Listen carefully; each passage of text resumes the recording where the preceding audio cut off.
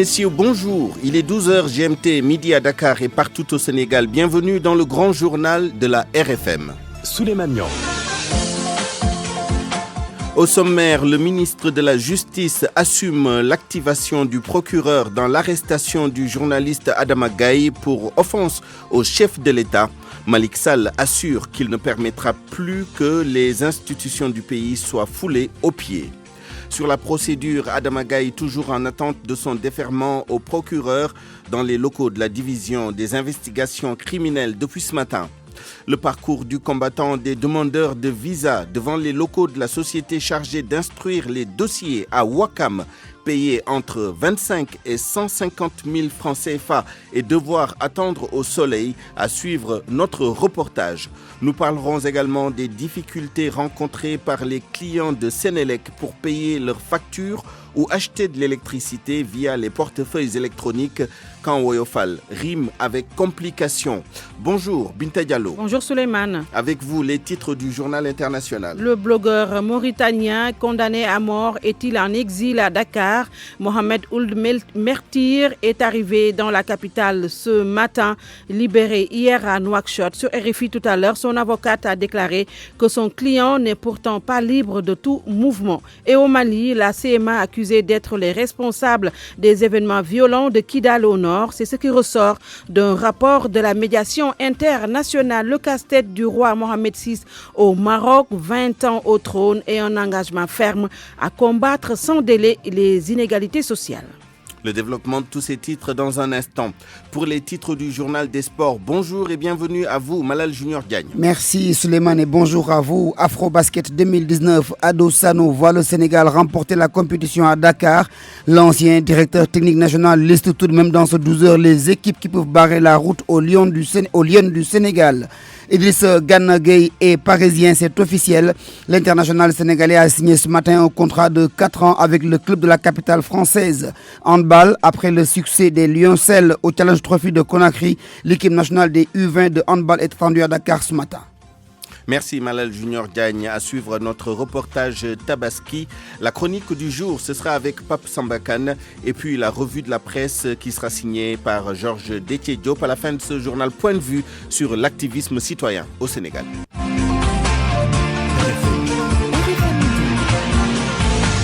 Souleymane Niang. D'abord le mea culpa, sans regret, du garde des Sceaux, ministre de la Justice, quant au déboire judiciaire du journaliste et activiste Adama Gaye. Maître Malick Sall reconnaît et assume pleinement la décision d'activer le parquet et par voie de conséquence la DIC pour arrêter, interroger et inculper Adama Gaye. Le ministre avertit qu'il ne laissera plus personne fouler les institutions du pays aux pieds. Il l'a dit en marge d'un atelier organisé par la Cour suprême sur les juridictions de fond ce matin. Voici Maître Sall au micro de Pape Balagueye. L'État, la justice, ne permettra, n'autorisera plus quiconque, quel que soit son statut, de fouler au pied par ses paroles ou par ses activités les fondamentaux de la République. De fouler au pied les institutions, parce que des institutions faibles, des institutions banalisées ouvrent la voie à la déstabilisation. Je suis garde des Sceaux. Ça signifie que c'est à moi qu'on a confié les institutions de la République. Je vous assure que dans cette affaire dite Adama Gaye, j'assume ma totale responsabilité. Je ne peux pas, personnellement, en tant que garde des Sceaux, voir un individu, par ses écrits, par ses déclarations, passer son temps à insulter celui qui incarne l'institution la plus sérieuse, la plus en vue de notre République, le président de la République. J'assume totalement ma responsabilité. Aujourd'hui, le parquet saisi, une information judiciaire est ouverte. Vous n'entendrez plus le garde des Sceaux que je suis se prononcer cette affaire-là, aussi longtemps que la justice n'aura pas rendu cette décision, en première ou en dernière fois. Quant à Adama Gaye lui-même, il se trouve actuellement dans les locaux de la division des investigations criminelles en attente de son déferment au parquet. Une bonne partie de la journée d'hier, il a été entendu sous les chefs d'offense au chef de l'État et d'atteinte aux bonnes mœurs par la diffusion d'écrits. Le procureur pourra classer le dossier sans suite ou inculper l'activiste ou alors demander à un juge d'instruction d'ouvrir une information judiciaire. Vous venez d'entendre le ministre de la Justice, garde des Sceaux, affirmer qu'une information judiciaire a déjà été ouverte à ce sujet. Toujours dans ce dossier, l'Organisation de défense des droits de l'homme, le Forum du justiciable, se prononce sur l'arrestation du journaliste Adama Gaye. Elle soutient que les libertés d'opinion et d'expression ont des limites que tout citoyen se doit de ne pas dépasser. Le président du Forum du justiciable, Boubacar Ba plutôt, est joint par El Hadj Ndiogou Diène. Si aujourd'hui nous voulons bâtir un état de droit fort, si aujourd'hui nous voulons bâtir un état de droit sans mensonge, il faudrait que parfois on se dise la vérité. La liberté d'expression ou d'opinion s'exerce en conformité avec la loi. C'est-à-dire, elle ne doit pas porter atteinte ni à l'honneur, ni à la considération d'autrui, ni à l'ordre public. Et là, je vous rappelle juste les dispositions de l'article 10 de la Constitution qui dit que chacun a le droit d'exprimer et de diffuser librement ses opinions par la parole, la plume, l'image, la marche pacifique, pourvu que l'exercice de ces droits ne porte atteinte ni à l'honneur et à la considération d'autrui, ni à l'ordre public. Donc je pense qu'aujourd'hui nous sommes tous d'avis, nous sommes tous d'accord sur le principe que les gens doivent s'exprimer librement. Mais faudrait-il que cela se fasse en conformité avec la loi? Il ne faudrait pas aujourd'hui que sous prétexte de la liberté d'expression, que sous prétexte de la liberté d'opinion, que moi, je peux porter atteinte à votre honorabilité, que moi, je peux porter atteinte à votre considération. Donc je pense qu'il faudrait que les Sénégalais le comprennent ainsi. Nous sommes des défenseurs des droits humains. Mais pour pouvoir défendre quelqu'un, il faudrait que cette personne-là exerce ses droits en conformité avec la loi. RFM 94.0, la radio en puissance. Pour le respect scrupuleux de la déclaration de patrimoine par tous les assujettis, l'Office national de lutte contre la fraude et la corruption, OFNAC, organise un atelier d'échange et de sensibilisation des ordonnateurs et des comptables publics ce matin. C'est que malgré l'obligation qui pèse sur eux, certains assujettis profitent des failles du texte de loi pour se dérober. L'OFNAC songe donc à revoir la législation en la matière. Mohamed Ali Mouba. Combler le vide juridique en matière de déclaration de patrimoine, voilà une des recommandations fortes que la présidente de l'OFNAC compte porter à l'attention du chef de l'État. Beaucoup d'assujettis exploitent les failles de la loi pour s'y soustraire. Madame Seynabounia Yakhate. C'est la réticence au niveau des assujettis, c'est également la difficulté d'interprétation des textes. D'ailleurs, c'est la raison d'être de cet atelier, pour avoir la même compréhension, la même lecture des textes qui régissent donc la déclaration de patrimoine. Sur un millier d'assujettis, près de 600 ont fait leur déclaration de patrimoine. Mais beaucoup font dans la résistance. La loi comporte aussi beaucoup de failles et l'OFNAC n'a aucune possibilité de contraindre les assujettis à le faire. La présidente à la pratique de contraindre. Quelques problèmes techniques, nous reviendrons sur cet élément un peu plus tard dans ce journal ou dans nos prochaines éditions. Vous écoutez le grand journal sur la RFM et il est 12h09. RFM, la radio de toute l'actualité. Que se passe-t-il avec les compteurs Woyofal? Depuis 2 semaines au moins, les usagers ont du mal à recharger leurs compteurs. Aucune plateforme d'achat ne fonctionne. Pour ne pas rester sans électricité, la seule solution actuellement est de se rendre à l'agence Sénélec la plus proche. Un reportage d'Anna Rocha.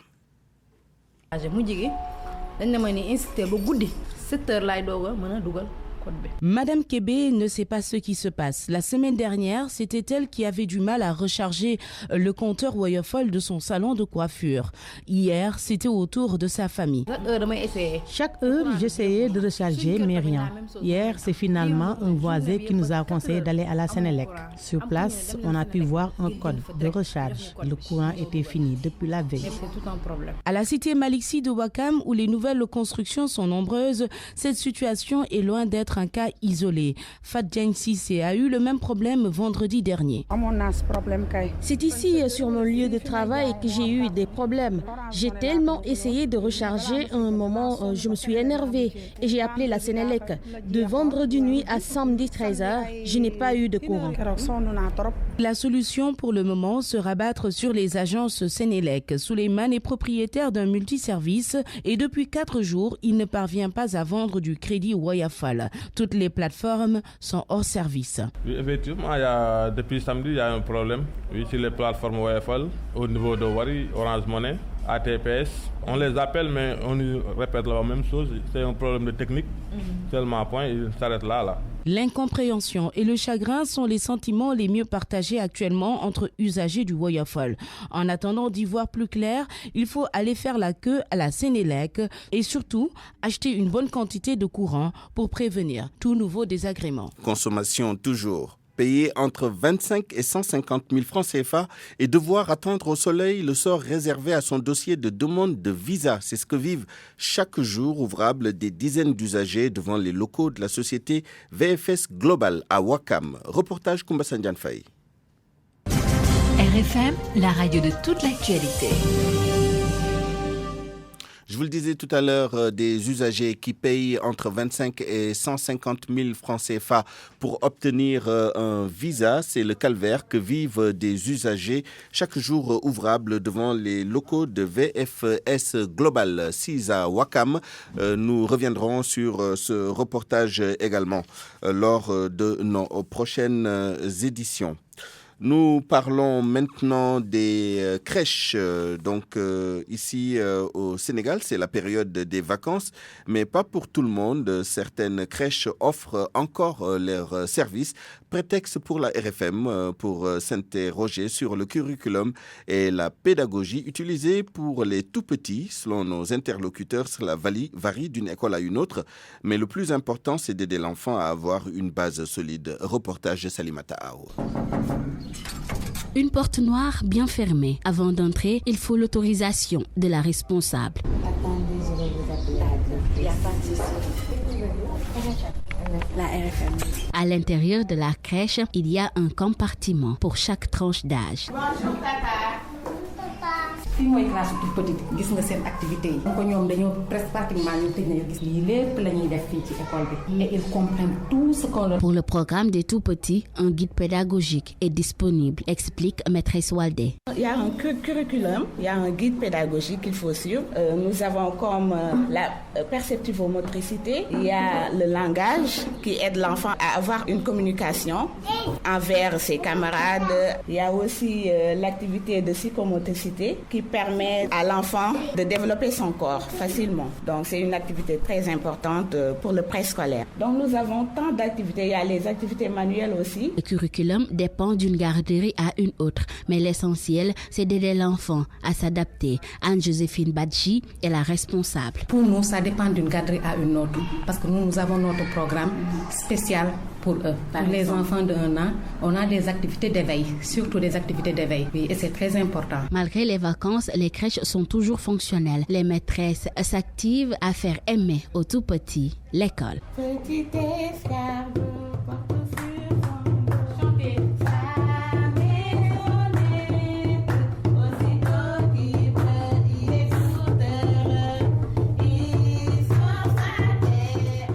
Pour moi, RFM, c'est la radio de la réactivité. RFM, partout, tout le temps.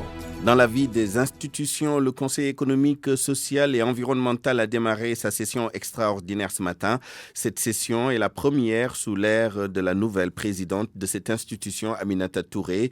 Plusieurs membres du gouvernement vont défiler devant les membres du CSE pour des auditions. Et c'est la ministre en charge de la femme et de l'enfance qui a ouvert le bal. Elle fait face aux conseillers depuis ce matin.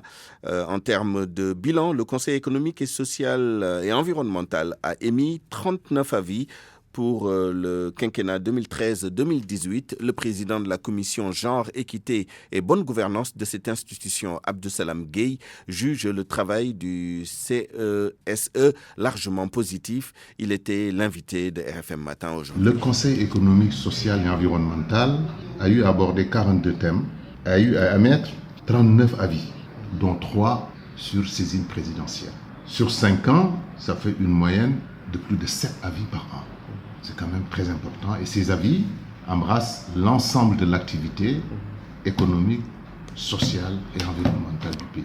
Et les 39 avis ont été transmis à M. le Président de la République et que nous avions travaillé sur une thématique sur la gestion des revenus du pétrole. Et les 37 recommandations qui avaient été émises par le Conseil économique, social et environnemental ont été retenues. Et c'est quand même important. Cela veut dire que nous avons fait du 100%.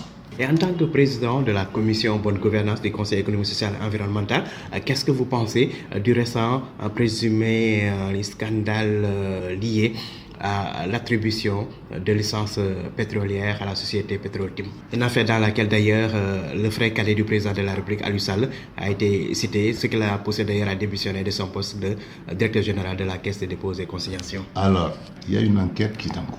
Le procureur s'est saisi de l'affaire, demandé à tous ceux qui savent quelque chose du pétrole ou de ces contrats-là, viennent le voir. Et je suis persuadé, confiance en notre justice, que la lumière sera faite.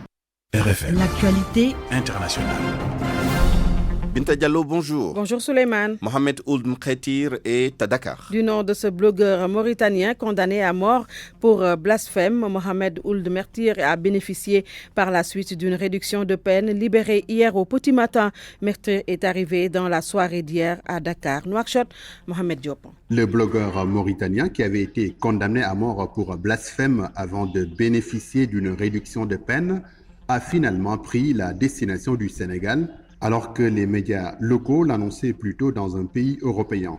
L'on ne connaît pas encore si le Sénégal est sa destination finale. En tout cas, son arrivée au Sénégal intervient après la récente visite du ministre des Affaires étrangères, Amadou Ba, en Mauritanie. Une visite effectuée loin du regard des médias.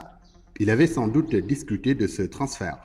Après sa libération par la justice, Mohamed Ould Mkhetir était maintenu en détention pour sa sécurité et celle du pays, disait le président Mohamed Ould Abdelaziz. C'est que dans cette république islamique très conservatrice de Mauritanie, plusieurs manifestations étaient éclatées à travers le pays réclamant la tête de celui qui a été jugé coupable de blasphème à l'encontre du prophète Mohamed.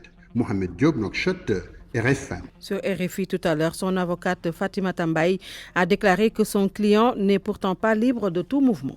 Au Mali, la CMA pointait du doigt dans les événements de Kidal. Par la médiation internationale, les événements se sont déroulés le 17 juillet dernier. Des symboles de l'État malien brûlés par des manifestants à Kidal au nord. Depuis, une médiation internationale a été entreprise. C'est cette même médiation qui reconnaît aujourd'hui la responsabilité de la CMA, la coordination des mouvements de l'Azawad, accusé d'avoir manipulé les manifestants.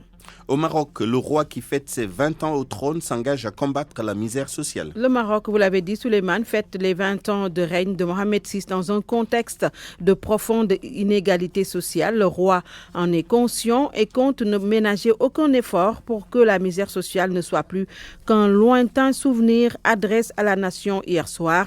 Nous retrouvons au royaume chérifien notre correspondant Khadim Baye. C'est un roi peiné qui s'est présenté lundi soir au Maroc, peiné de constater que certains de ses concitoyens continuent de vivre dans la précarité et le dénuement matériel malgré les réalisations et les progrès accomplis sur différents registres. Mohamed VI, qui a adressé un discours à la nation à l'occasion du 20e anniversaire de son accession au trône, a avoué dans la même foulée que les infrastructures et les réformes institutionnelles, si importantes soient-elles, ne sont pas néanmoins suffisantes avant de se féliciter du renforcement et de la consolidation des droits et des libertés.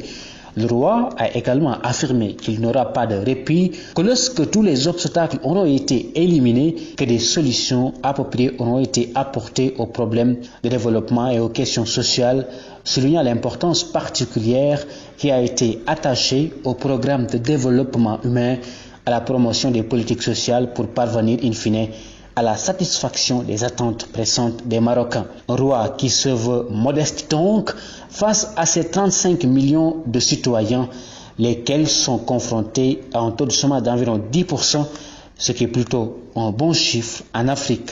Khadim Baye, Casablanca, Radio Futur Média. Souleymane, c'est tout pour cette page internationale. Merci Binta Diallo. Parole aux auditeurs. L'actualité, Qu'en pensez-vous? Moi, je pense que vous devrez. Réagissez dans nos éditions d'information sur l'actualité. Bonjour. Oui, bienvenue sur cette antenne d'RFM. Du lundi au vendredi, vous avez la parole sur RFM. Dans une quinzaine de minutes, rendez-vous avec Point de vue. Ce sera avec Alioune Tine, le président d'Africa Jom, et Abdou Ndoukour Ndaou, chercheur anthropologue. Nous parlerons de l'activisme citoyen au Sénégal. RFM Sport.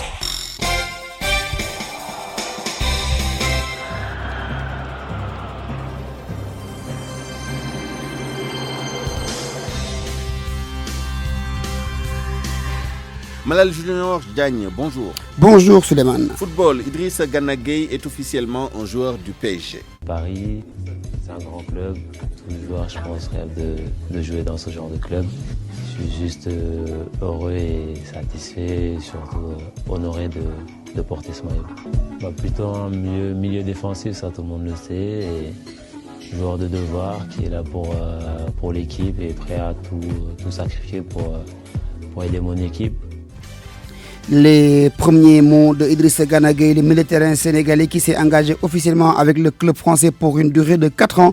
Le montant du transfert, Souleymane, 32 millions d'euros. Il portera le numéro 27 et va rejoindre dans 10 jours ses nouveaux coéquipiers. On peut citer parmi les joueurs qui joueront avec lui la saison Neymar, Mbappé, Cavani ou encore Marco Verratti, l'excellent militaire récupérateur de l'Italie.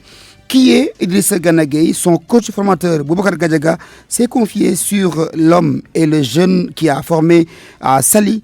Boubacar Gadiaga avec Babacar Fall. J'ai pas les souvenirs, ils sont nombreux et vraiment que de bons. C'est un garçon très joyeux, très discipliné, bien organisé, très structuré dans sa tête. Donc voilà, après plein de qualités sportives parce que voilà, c'était quelqu'un qui était travailleur, très concentré, avec une grande détermination. Je pense que c'est ça sa force, quoi. Après, derrière ça, prédire qu'il serait là où il est actuellement, ça aurait été être prétentieux, mais ses qualités de joueur ambitieux, voilà, le laisser envisager un bel avenir. Mais aller là où il est actuellement, au Paris Saint-Germain, c'est vraiment quelque chose de... voilà, c'est l'apothéose parce que voilà, si on regarde bien sa trajectoire, elle est vraiment d'une manière très organisée, très linéaire dans la progression. Au départ, c'est Marseille, c'est Diambar, après Diambar, c'est Lille. Ensuite, c'est en Angleterre. En Angleterre, il est parti à Aston Villa. D'Aston Villa, il est parti à Everton. Quand il était à Everton, honnêtement, on a eu à parler de ça. Moi, je le voyais aller dans les Big Four. Et effectivement, je le disais même peut-être, je pensais même Manchester United. Mais voilà, aujourd'hui, Paris Saint-Germain est vraiment aussi un grand club très ambitieux qui a les moyens et qui est la meilleure équipe de France et l'une des meilleures équipes d'Europe. Basketball à présent, le sélectionneur des Lions du Sénégal fait le point sur la préparation. Cheikh Sarr fait donc le point, comme vous l'avez dit Souleymane, après le voyage en Chine et les séances d'entraînement organisées à Dakar. Il a rencontré la presse ce matin. Sodecham était de la partie. Les 15 joueuses ont effectué la séance de ce matin au Stade Marius Ndiaye. Les galops deviennent de plus en plus intenses, confie le sélectionneur des Lions, Cheikh Sarr. Bon, le rythme s'élève progressivement, parce que c'est que les filles ne sont pas venues en même temps. Il y a eu quand même un décalage entre Yacine, Aïda et les autres membres. Et maintenant, je pense qu'on est en train de niveler le niveau de forme des joueuses avec le crossfit qu'on fait 2 fois par semaine et avec les séances de défense. Le technicien revient sur le choix porté sur ces joueuses, surtout après la polémique sur le cas Oumou Khayri Thiam. De la main au pivot, si vous voyez, il y a, dans chaque poste, il y a 2 anciennes et une nouvelle. Je mise sur le jeu, sur la compétence, la compétitivité et la capacité de tenir les matchs jusqu'au bout. Cheikh Sarr n'a pas manqué de se prononcer sur le tirage au sort effectué hier. Pour lui, le plus important, c'est de se concentrer sur l'essentiel, qui est le titre. On ne se concentre pas sur les équipes. On se concentre sur nous d'abord et sur notre objectif, qui est de passer le premier tour, aller en quart de finale. Peu importe l'équipe qui sera dans notre groupe, l'objectif final, c'est gagner la coupe. Donc il faut passer par les objectifs intermédiaires. Aujourd'hui, on sait que la Côte d'Ivoire et l'Égypte, c'est les équipes qui ont l'habitude de la Coupe d'Afrique. Et la formule a changé. Là, si tu veux gagner la Coupe d'Afrique, c'est 5 matchs. Tu gagnes et puis c'est fini, c'est différent. Maintenant, c'est intense, c'est court. Et c'est pourquoi on n'a pas le temps de dormir. Il faut gagner à fond, jouer au maximum et aller au deuxième tour, quoi. Une première liste sera publiée pour le tournoi de préparation. Et au sortir de cette compétition, le sélectionneur va choisir la liste des 12 joueuses pour l'Afrobasket édition 2019. Une compétition que l'ancien directeur technique national Adosano analyse. Pour lui, le Sénégal a largement les outils et les moyens pour remporter cette compétition. Adosano avec RFM. En tenant compte de la formule, je pense que la poule là, c'est très abordable. Normalement, ça devrait être des formalités quand on considère qu'on joue chez nous. On a quand même 2 facteurs qui vont nous aider en fonction de la sortie de nos équipes, parce qu'on a quand même des équipes où on a pas mal de joueurs que sur le plan physique, nos meilleurs, il va falloir les préserver. Donc le nombre de matchs total, 5. C'est 5 matchs, 2 en poule et quart de finale, finale 3, ça fait 5. C'est à notre avantage. Les 2 vrais matchs qu'on va avoir, ça devrait être peut-être les demi-finales et les finales. Mais j'avoue aussi que jouer chez nous et s'appeler Sénégal, ça veut dire aller jusqu'au bout. Voilà. Pour moi, le seul adversaire réel qui peut nous poser des problèmes, c'est au vu de ce que nous savons, les quelques informations que nous avons, au vu de ce qui s'est passé, les 2 derniers Afrobasket, ça doit être le Nigeria. Moi, mon seul souci, c'est ce qu'on appelle pouvoir physiquement récupérer quelques joueuses qui sont très performantes et qui, sur le plan physique, semblent avoir quelques difficultés. Moi, c'est donc là l'analyse de l'ancien directeur technique national Adosano qui met fin à cette page d'Esport Suleiman. Merci Malal Junior Diagne et bon appétit. Merci. RFM, la chronique du jour. Chronique signée Pape Sambakane. Les vagues de migrants africains et noirs qui continuent à frapper aux portes de l'Europe, si d'autres vagues, celles de l'océan, ne les avaient engloutis avant, interrogent le présent déprimant des sociétés africaines, des pays africains, impuissants devant un ordre mondial injuste. Ces vagues de desperados interrogent aussi le futur inquiétant d'un continent qui, au plus mal aujourd'hui, voit ses forces vives, sa jeunesse, son avenir donc, sacrifiés sur l'autel du bien-être économique individuel, qui, à bien des égards, peut s'avérer un leurre. Mais elle interroge également le passé, cette déferlante déshumanisée, proie au trafic humain, à l'exploitation multiforme dans les abus sexuels mercantiles ou non, avant de sombrer pour un très grand nombre dans les noirs abysses cimetières sans sépulture, autres que le ventre de requins et autres êtres marins.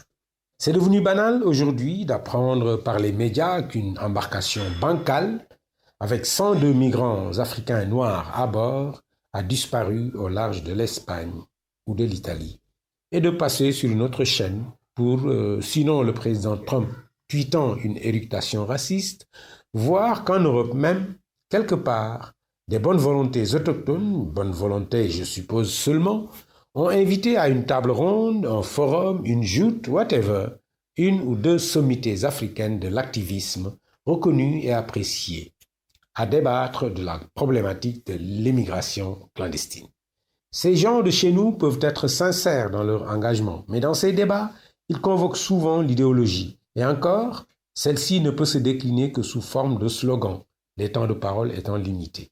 Or, les idéologies sont des impasses, même pleinement déclinées, parce que sinon, ouvertement, ce qui mène au dialogue de sourds, leur sont sournoisement opposées d'autres idéologies maquillées en faits et réalités économiques ou sociales ou politiques.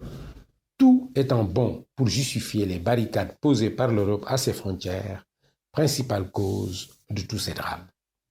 Or, l'Europe est injuste, voire malhonnête, principalement la France, qui, à travers l'histoire et encore aujourd'hui, est le pays ayant le plus profité économiquement et politiquement des relations inégalitaires entre pays européens et africains. Ils le savent très bien, les dirigeants européens. Et aujourd'hui que nous, Africains, ne sommes plus étonnés comme nos ancêtres devant le miroir et le fusil, que nos enfants créent des logiciels, que l'information circule à la vitesse de la lumière dans un monde qu'ils ont voulu, mais dont ils n'avaient pas prévu tous les effets pervers pour leur propre système, au lieu de se rendre à l'évidence et d'accepter les règles du jeu de leur mondialisation, toutes les règles et pas une sélection de celles-ci, au lieu de cela, ils rusent avec la réalité.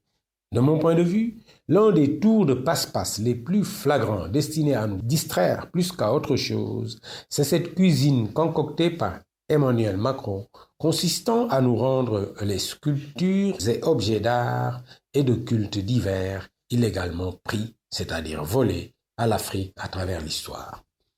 En avouant cette faute, en l'expiant, pense-t-il, nous rendant nos biens cultuels et culturels, le président français veut s'acheter à trop bon compte, à mon avis, une conduite. Car pourquoi n'y a-t-il pas pensé? Et pourquoi personne n'y a pensé pour lui? Car, dis-je, ce qui vaut pour les statues et poteries vaut également pour l'or, les diamants et toutes ces richesses rasiées dans les mêmes conditions que les objets d'art. Or, je ne sais pas pour les minerais industriels, mais tout l'or pillé par la France, en Afrique essentiellement, a été moulé en briques et gardé en un seul endroit, la Banque de France, mieux sécurisée que l'Élysée. Il n'y aura pas autant de travail que pour les statuettes pour en faire l'inventaire. Je ne caricature rien. Je voudrais juste que les dirigeants français arrêtent de nous prendre pour des enfants et que, pour notre part, nous, nos dirigeants, nos intellectuels, nous soyons moins enclins à entrer dans des jeux de dupes si promptement que n'importe quel observateur sérieux douterait de notre intégrité. Si Macron veut se dédouaner du pillage par la France esclavagiste et coloniale, qui n'est pas celle d'aujourd'hui, du pillage de l'Afrique donc, nous rendre nos objets d'art, c'est très bien. Mais mettre toute la problématique des soustractions illégales sur la table, quitte rien qu'à en discuter, serait plus honorable et plus respectable pour lui comme pour nous. RFM, la radio de toute l'actualité. Notre reportage Tabaski du jour sous forme de portrait, celui de Nourdine Débuk, un Sénégalais comme son nom ne l'indique pas de prime abord. Dans la chaîne de valeur du commerce de moutons, Nourdine a un positionnement assez original. Il gagne de l'argent en vendant ses moutons et ceux d'autres propriétaires en se faisant au passage une marge plus ou moins confortable. Baye Hassan Diaw. Éleveur de moutons depuis 15 ans, Nourdine Débuk s'est installé sur le boulevard du Canal.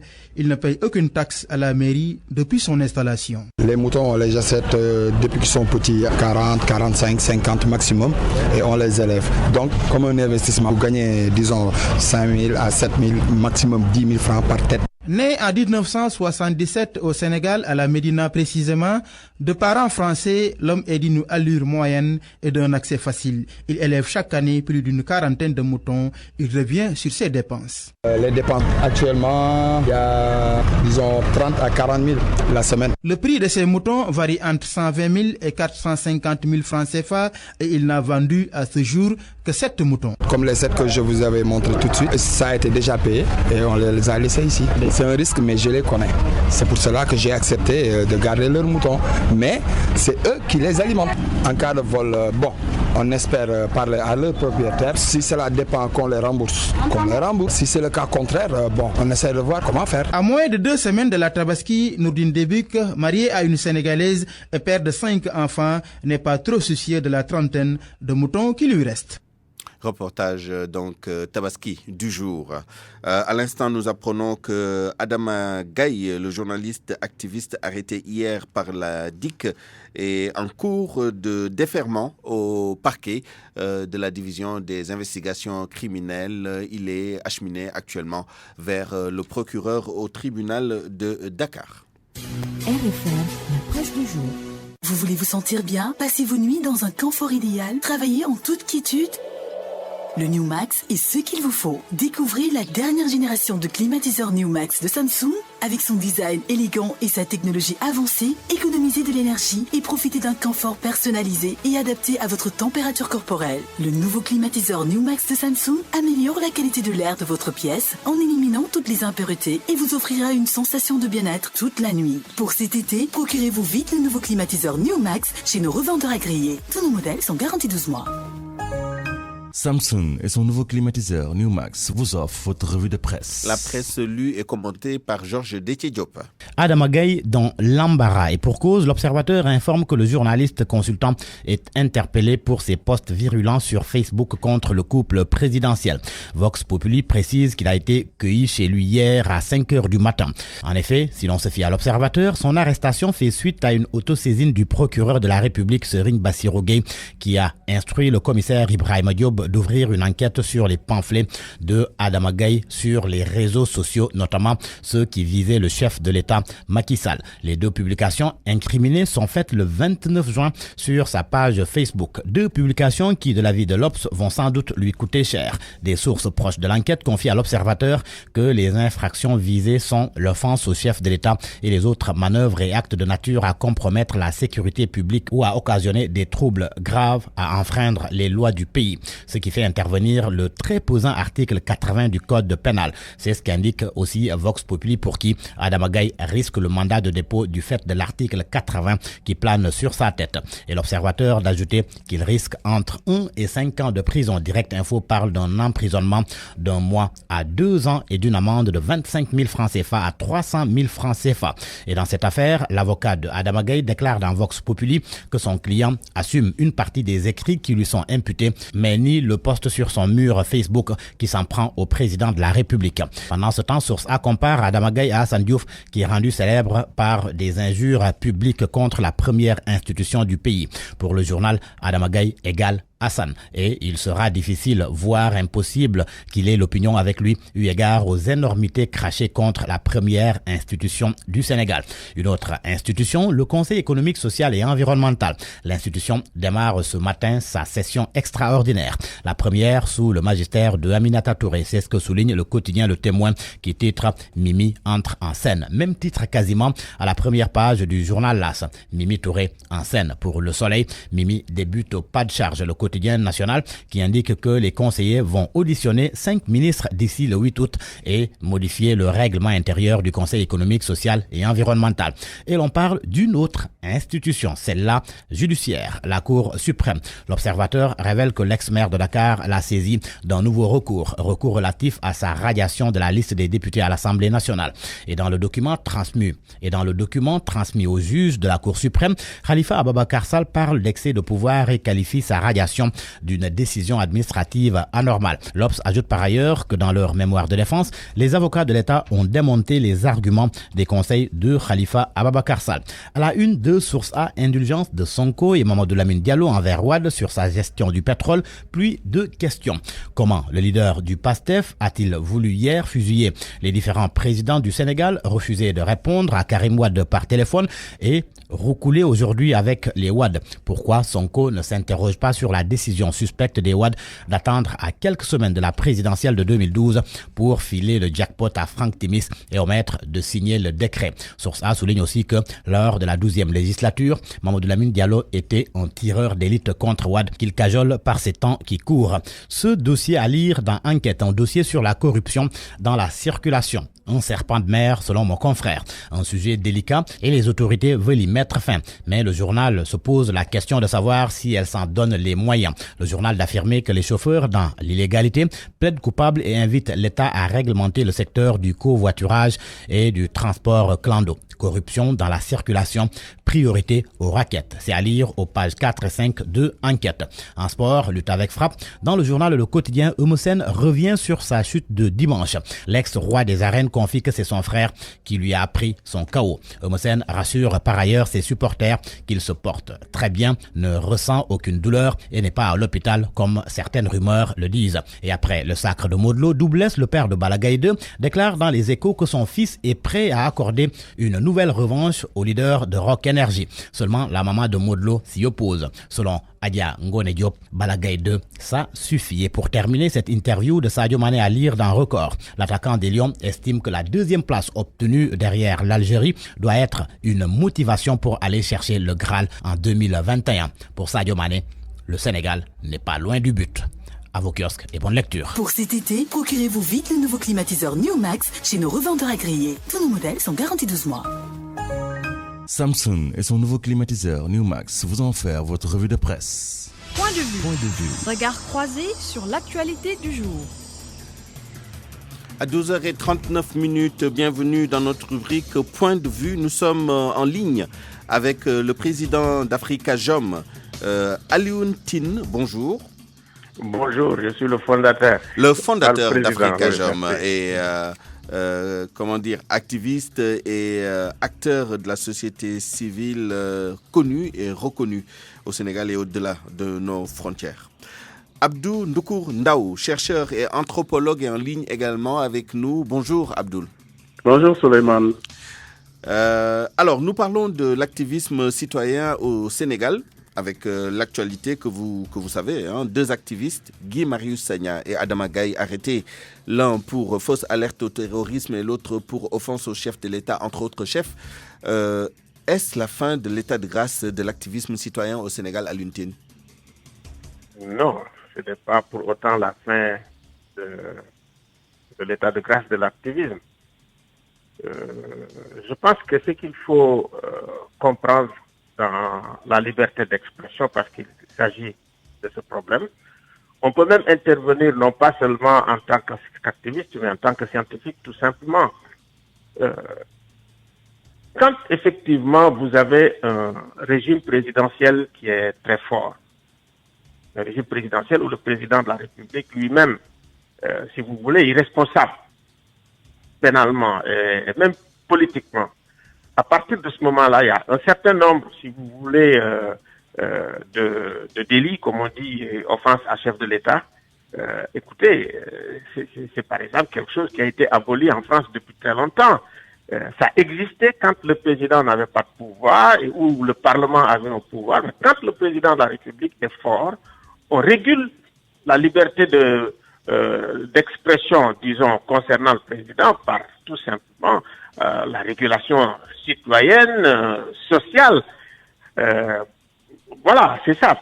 Nous devons avoir un président de la République qui, sur le plan, je veux dire, de cette question, doit faire preuve d'une très grande tolérance, doit avoir le dos extrêmement large, et puis ne pas régler cette question par la prison. C'est pas la prison qui le règle.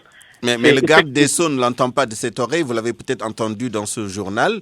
C'est la tolérance zéro. Il avertit qu'il ne laissera plus personne fouler aux pieds les institutions du Sénégal. Moi, je pense que sur cette question, quand la justice est saisie, je pense que le pouvoir exécutif devait se garder de faire quelques commentaires que ce soit, parce que c'est comme ça que fonctionne la République. C'est comme ça que fonctionne aussi l'état de droit. Maintenant, vous savez, nous sommes dans une démocratie où les gens ont la possibilité de faire vraiment des discours panégyriques au président de la République. Ça veut dire les discours laudateurs pour dire même que vraiment c'est Dieu qui l'a mis ici, lui trouver vraiment toutes les compétences, tous les trucs possibles, toutes les qualités possibles. De la même manière que ce discours peut exister, des discours polémiques, parce qu'effectivement, c'est un tout petit peu le discours, disons, de certains activistes comme Adama Gaye, comme également Guy Marius Sagna, qui sont des discours aussi très durs, qui sont des discours radicaux. Je pense que tous ces discours doivent pouvoir exister dans une démocratie, parce que la démocratie, c'est la guerre verbale.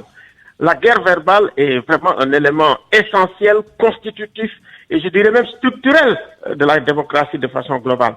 Donc, c'est un peu ça aussi la vie démocratique. Ce n'est pas pour autant qu'il faudrait peut-être prendre des gens pour dire, écoutez, vous allez en prison parce que, machin. Si les institutions sont très fortes, je ne pense pas que ce soit ce genre de discours qui pourrait peut-être les ébranler ou autre chose. Abdou Ndoukour Ndaou, vous êtes chercheur anthropologue. Il y a la dimension juridique, la dimension judiciaire même, la dimension politique de la question, mais il y a la dimension aussi un peu, comment dire, sociale ou sociologique de cette question de l'activisme citoyen. Quelle est votre appréciation de la situation actuelle, de l'évolution de l'activisme citoyen? Est-ce qu'on assiste à un recul? Est-ce qu'il y a véritablement un mouvement citoyen dans notre société à même justement de faire contrepoids à la puissance accrue du pouvoir présidentiel, comme l'évoquait tout à l'heure Alioune Tine? Oui, merci Souleymane, mais je voudrais d'abord dire bonjour à mon grand frère de l'autre côté de la ligne, Alioune, que je salue au passage. Je voulais faire un constat général et peut-être en déduire quelques éléments d'appréciation. Je pense très honnêtement que notre société, ou plus globalement notre société politique, est très en déphasage par rapport à l'évolution objective des mentalités démocratiques. Et le choc est très violent parce que de toute façon, lorsqu'on entend le garde des Sceaux, on voit bien les décalages, c'est-à-dire que nous sommes dans une société ouverte et de plus en plus, je pense que les majorités ou les minorités politiques, les majorités ou les minorités sociologiques doivent s'adapter à l'évolution très complexe de ces mentalités démocratiques. Et je ne crois pas que des menaces soient probablement le plus efficient pour absorber tout ça. Alors, moi, je crois que je lisais tout à l'heure quelqu'un qui s'appelle George Orwell dans un ouvrage qui s'appelle La dictature peut s'installer sans bruit. Et il disait, la peine capitale pour un lanceur d'alerte en démocratie, c'est la mort sociale. Malheureusement, chez nous, on vous bâillonne pour vous dissuader et d'autres, évidemment, dans malheureusement l'indifférence générale. Je crois qu'il faut, Souleymane, regarder aujourd'hui comment notre société est productrice de paradoxes. Le premier paradoxe, c'est évidemment toutes ces voix qui étaient autorisées, qui étaient respectées, malheureusement qui, au fil du temps, se sont discréditées, soit par leur silence, soit par des sortes de sorties équivoques, soit simplement par des sorties partisanes. C'est un élément qui me paraît très, très structurant qu'il faut mettre dans le débat. Et puis après, on a une sorte de capture des paroles par ce que j'appelle souvent les conglomérations des initiés, qui sont malheureusement tous suspects parce que probablement ils ont déjà mis la main dans le cambouis. Et ensuite, il y a tous ceux qui ont décidé d'être dans le silence, soit un silence qui a été monnayé, soit d'autres types de silence. Et du coup, l'espace public est ouvert à des lanceurs d'alerte, à des activistes qui crient au scandale parce que simplement tous ces schèmes régulateurs sont quasiment à terre. Intéressant. Mais dites-moi, vous évoquiez tout à l'heure ce déphasage, ce décalage, mais est-ce qu'il n'y aurait pas également un décalage entre les acteurs les plus éminents, les plus visibles de la société civile et la société au sens large? J'en parle parce que quand on entend les réactions dans l'opinion, elles ne semblent pas concorder avec les points de vue défendus par ces acteurs, notamment ceux qui ont été arrêtés. On a tendance à les blâmer plutôt qu'à les soutenir. Oui, non, mais je pense qu'il faut considérer qu'en démocratie, qu'il n'y a pas d'homogénéité, y compris sur l'évaluation qui est faite, ils sont blâmés ou ils ne sont pas blâmés. Le plus important pour nous, c'est de regarder comment les contradictions s'entrechoquent dans un espace de pluralité démocratique, y compris sur des considérations qui sont injurieuses, si on peut dire comme ça. Parce que tout ça aussi relève de la liberté, même si par ailleurs on peut toujours convoquer des dispositions pour protéger les institutions. Moi, je crois que c'est ce que je disais dans mon premier élément. Tant que nous ne considérerons pas que sous la poussée massive, plurielle et absolument, on va dire, exponentielle des réseaux sociaux, des nouveaux modes de communication sociale, des nouvelles interactions sociales médiatiques qui sont structurées et qui se structurent à l'intérieur du pays et en dehors du pays, évidemment, nous aurons une évaluation très biaisée, voire très minorée, de la capacité d'indignation des gens. Je veux dire, il y a 30 ans, sans doute, les gens s'indignaient de la même façon, mais il y a d'autres mécanismes communicationnels qui permettent de les rendre plus visibles dans l'espace public et au-delà de l'espace public. Et c'est ce qui donne cette impression de virulence. Or, probablement, c'est simplement l'échelle qui a changé. Merci Abdou Ndaw. Il nous reste une petite minute pour vraiment des réponses très courtes. Aluntine, est-ce que des activistes comme Guy Marius Sagna et Adama Gaye sont assumés par le monde activiste ou l'espace activiste, non seulement du Sénégal, mais de l'Afrique, puisqu'il y a des synergies à ce niveau-là entre le Sénégal, le Burkina Faso, la République démocratique du Congo. Quel profil d'activiste doit-on avoir? Est-ce que tout le monde, tous ceux qui se prononcent, notamment sur le cyberespace, pour défendre les intérêts généraux, peuvent être considérés comme des activistes et défendus comme tels par des acteurs comme vous? Écoutez, c'est une question difficile. Ça dépend des contextes. Les contextes sont totalement différents. Et puis les contextes dans lesquels nous sommes, qui sont souvent très complexes, génèrent également les types d'activistes. c'est un peu ça, hein, c'est-à-dire que le contexte dans lequel nous sommes, qui est un contexte, si vous voulez, oui, de polarisation très forte, hein, au Sénégal, on l'a vu depuis quelque temps, si bien que moi, ma recommandation très forte pour surtout les tenants du pouvoir, c'est de lever le pied, de voir comment apaiser cette situation en libérant les gens et en encourageant le dialogue, parce que ça manque. Et on ne peut pas régler les problèmes du Sénégal sans le dialogue politique. Je pense qu'il faut faire preuve d'un sens très grand du dépassement, surtout par ceux qui ont le pouvoir, qui ont la force, pour avoir aussi la capacité. Abdou Ndour l'a dit, les réseaux sociaux et les modèles d'interaction sociale modernes aujourd'hui, si vous voulez, fonctionnent. C'est l'insulte qui fait monter vraiment les likes ou tout ce qu'on peut dire dans les réseaux sociaux. Quand vous insultez, vous avez 5000 personnes qui vous like, qui vous écoutent. Pourquoi ça marche comme ça, je ne peux pas l'expliquer. Quand effectivement vous sortez un discours très dur, ça marche. C'est pas tout le temps le sens, la raison, la cohérence qui font marcher les choses. C'est le buzz. Mais de mon point de vue, nous sommes dans une démocratie plurielle, avec une pluralité d'opinions. Et il faut un peu plus de tolérance. Il faut un peu plus de tolérance et il faut laisser effectivement ce qu'on appelle la régulation citoyenne fonctionner. Et ça a bien fonctionné aussi. Merci à vous, Abdou Ndour Ndao. Quelle résistance, quelle solidarité, très rapidement. Non, mais je voudrais dire que signalons quand même les faillites d'une société qui refuse plus ou moins la transparence et la réduction des comptes, on ne peut pas ne pas le dire.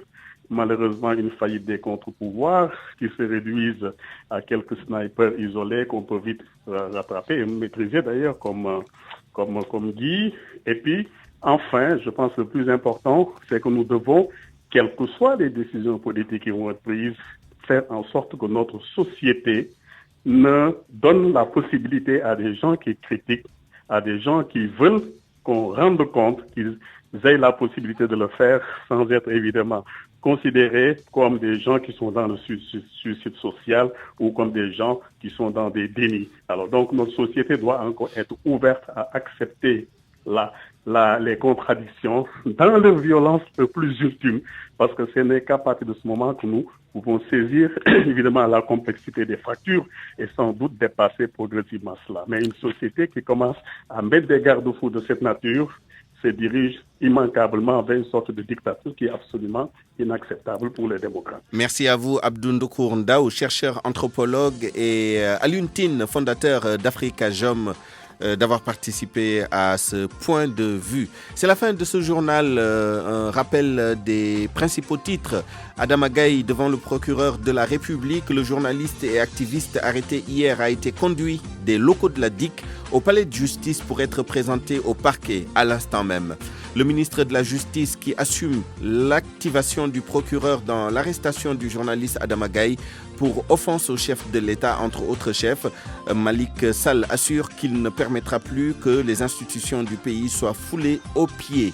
Le parcours du combattant des demandeurs de visa devant les locaux de la société chargée d'instruire les dossiers à Ouakam, payé entre 25 et 150 000 francs CFA et devoir attendre au soleil. Vous avez suivi notre reportage et nous avons parlé également des difficultés rencontrées par les clients de Sénélec pour payer leurs factures ou acheter de l'électricité. Journal mis en onde par Abdoulaye Diop. Excellent après-midi, bon appétit et bonne suite des programmes.